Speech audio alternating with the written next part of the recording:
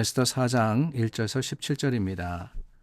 모르드게가 이 모든 일을 알고 자기의 옷을 찢고 굵은 베옷을 입고 재를 뒤집어 쓰고 성중에 나가서 대성통곡하며 대궐 문 앞까지 이르렀으니 굵은 베옷을 입은 자는 대궐 문에 들어가지 못함이라.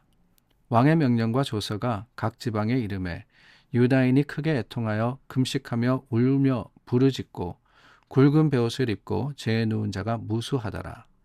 에스더의 시녀와 내시가 나와 전하니 왕후가 매우 근심하여 입을 의복을 모르드게에게 보내어 그 굵은 베옷을 벗기고자 하나 모르드게가 받지 아니하는지라. 에스더가 왕의 어명으로 자기에게 가까이 있는 내시 하닥을 불러 명령하여 모르드게에게 가서 이것이 무슨 일이며 무엇 때문인가 알아보라 하매 하닥이 대궐문 앞 성중 광장에 있는 모르드게에게 이르니 모르드게가 자기가 당한 모든 일과 하만이 유다인을 멸하려고 왕의 금고에 바치기로 한 은의 정확한 액수를 하닥에게 말하고 또 유다인을 진멸하라고 수상궁에서 내린 조서 처본을 하닥에게 주어 에스더에게 보여 알게 하고 또 그에게 부탁하여 왕에게 나아가서 그 앞에서 자기 민족을 위하여 간절히 구하라 하니 하닥이 들어와 모르드게의 말을 에스더에게 알림해 에스더가 하닥에게 이르되 너는 모르드게에게 전하기를 왕의 신하들과 왕의 각 지방 백성이 다 알거니와 남녀를 막론하고 부름을 받지 아니하고 안뜰에 들어가서 왕에게 나가면 오직 죽이는 법이요 왕이 그자에게 금규를 내밀어야 살 것이라. 이제 내가 부름을 입어 왕에게 나가지 못한 지가 이미 30일이라 하라 하니라. 그가 에스더의 말을 모르드게에게 전하매 모르드게가 그를 시켜 에스더에게 회답하되 너는 왕궁에 있으니 모든 유다인 중에 홀로 목숨을 건지리라 생각하지 말라. 이때 내가 만일 잠잠하여 말이 없으면 유다인은 다른 데로 말미암아 노임과 구원을 얻으려니와 너와 내 아버지 집은 멸망하리라. 내가 왕후의 자리를 얻은 것이 이때를 위함이 아닌지 누가 알겠느냐 하니 에스더가 모르드게에게 회답하여 이르되 당신은 가서 수산에 있는 유다인을 다 모으고 나를 위하여 금식하되 밤낮 3일을 먹지도 말고 마시지도 마소서. 나도 나의 시녀와 더불어 이렇게 금식한 후에 규례를 어기고 왕에게 나아가리니 죽으면 죽으리이다 하니라. 모르드게가 가서 에스더가 명령한 대로 다 행하니라. 조금은 어리석고 세상 물정을 모르고 못난 사람들을 가리켜서 우리는 바보다 라고 합니다. 바보다. 세상 물정을 모르는 사람, 어떻게 행할지를 알지 못하는 사람, 그러하기에 세상의 이치에 밟지 못하는 이런 사람들을 가리켜서 바보다라고 하는 거죠. 그런데 바보라는 이 단어 속에는 실은 오히려 그렇기 때문에 순수한 사람, 약삭 빠르지는 못하지만 우직하게 자신의 길을 헤쳐가는 사람이다 라는 이런 의미도 담겨져 있지 않나 라는 생각이 들어요. 오늘날처럼 바쁘게 돌아가는 세상, 지혜로워야 되고 똑똑해야 되고 그러므로 약삭 빨라야지만 살아남는 이 세상에서는 오히려 바보 같은 사람이 필요할 때가 있지 않나 라고 여겨집니다. 신앙인들은 더욱 그런 것 같습니다. 때로는 좀 바보스러워야 돼요. 우리가 믿음 생활을 할 때 세상의 방법과 논리를 쫓아서 뭔가 대단한 것을 자꾸 이루려고 하는 것보다 그래서 세상의 밝은 사람이기보다는 오히려 조금은 어둡다 할지라도 조금은 미련하다 할지라도 그저 끈질기게 변치 않는 모습으로 하나님을 섬긴다면은 바보스럽지만 하나님 안에서는 명철한 그런 지혜자가 되지 않을까라는 생각이 듭니다. 오늘 저희가 나누었던 말씀에 등장하는 에스더라는 여성도 그렇습니다. 바사 왕국, 이 페르시아 왕국은요 대제국이었습니다. 바벨론이라는 그 큰 왕국을 무너뜨리고 그 당시 중근동의 패권을 잡은 나라가 바사, 페르시아입니다. 근데 페르시아의 왕이 그의 아름다움에 빠졌을 정도로 미인이었고 또한 모든 것을 다스릴 수 있는 권력을 가진 왕후가 되었습니다. 어느 누구나 원했던 부와 권세의 정점에 오른 사람이 누구냐? 그게 바로 에스더였다는 거예요. 더 이상 부러워할 것이 없습니다. 더 이상 모자람이 없습니다. 그런 자리에 앉게 되었습니다. 근데 이 에스더의 출신이 어땠느냐? 다름이 아니죠. 부모가 없이 사촌 모르드게 밑에서 자란 사람입니다. 유다 출신의 사람이었어요.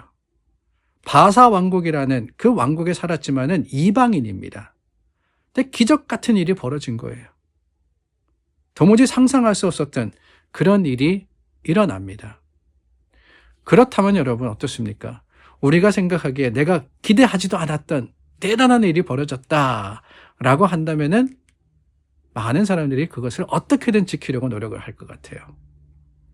그 자리를 결코 놓치지 않고 싶었고 어떻게 해서든지 그것을 지켜나가려고 하는 것, 이게 세상의 상식입니다.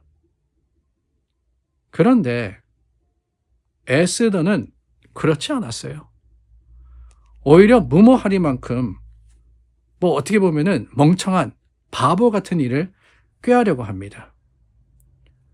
왕을 거역하는 길로 들어서는 거예요. 죽으면 죽으리라. 아니 왜 그래야 하겠어요? 세상 사람들 다 죽는다 할지라도 나는 왕후의 자리에 있는 겁니다. 아무도 몰라요, 내가 유다인이라는 것을. 오히려 총애받고 다스릴 수 있는 그러한 자리에 있었는데 오히려 모함과 박해를 받던 약소민족, 그 유대인의 편에 서서 그들을 대변하려고 하는 것, 이거는 정말 바보 같은 짓이 아닐까요? 가장 높은 곳에 갔는데 가장 낮은 곳으로 떨어지려고 하는 겁니다. 그런데 여러분, 하나님의 역사가 참 오묘하고 놀랍죠. 결국 에스더의 이 희생, 에스더의 결단으로 인해서 유다 민족은 멸망을 면하게 되고 오히려 그들을 모함했던 무리들이 벌을 받게 됩니다. 저는 이게 하나님의 방법이 아닌가라는 생각을 해봤어요.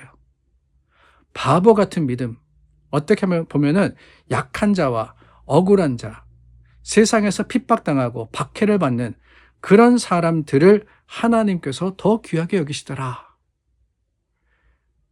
세상 사람들과 같이 뛰어나고 약삭 빠른 사람들이 아닙니다.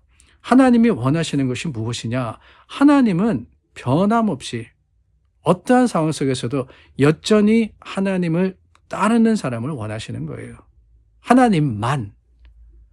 그래서요, 여러 번 말씀드리지만 교회는 환난과 핍박이 있을 때 성장했습니다.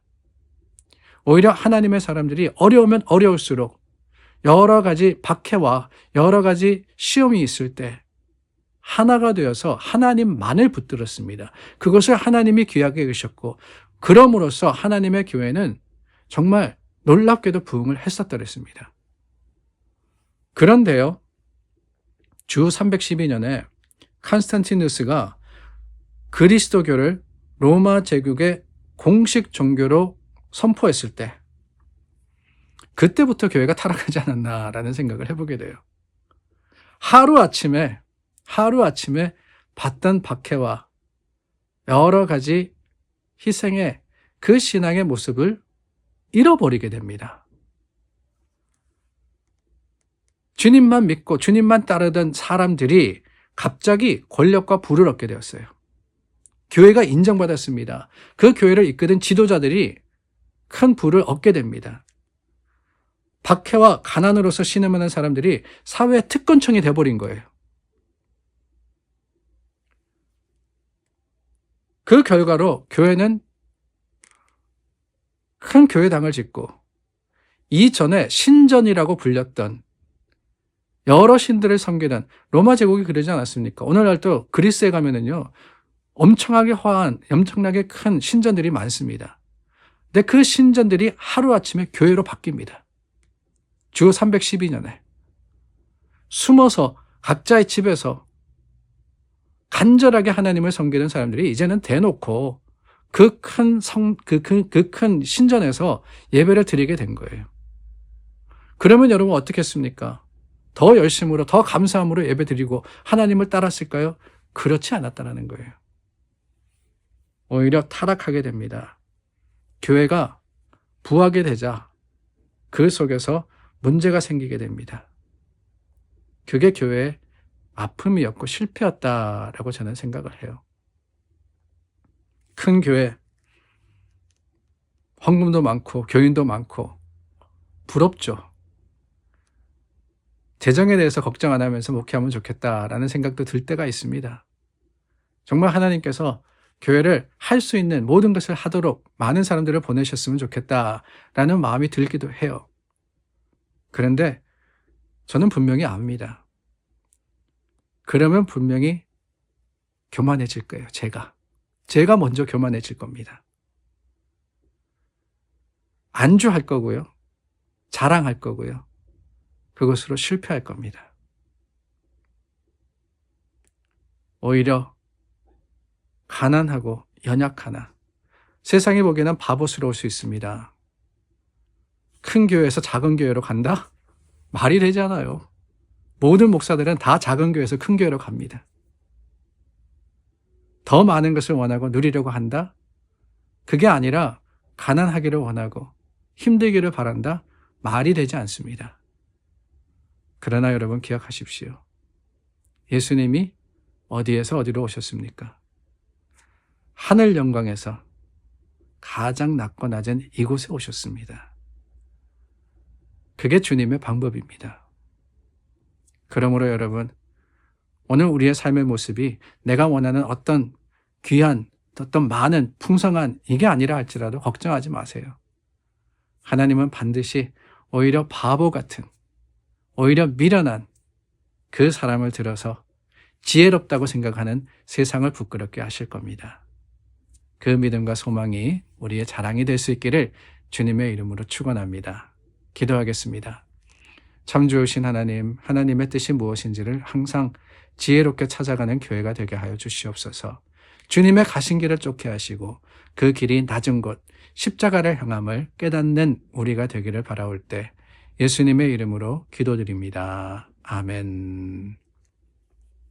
하나님 앞에 오늘도 주님의 모습을 닮아가는 교회와 성도가 될 수 있기를 바랍니다. 기도하겠습니다.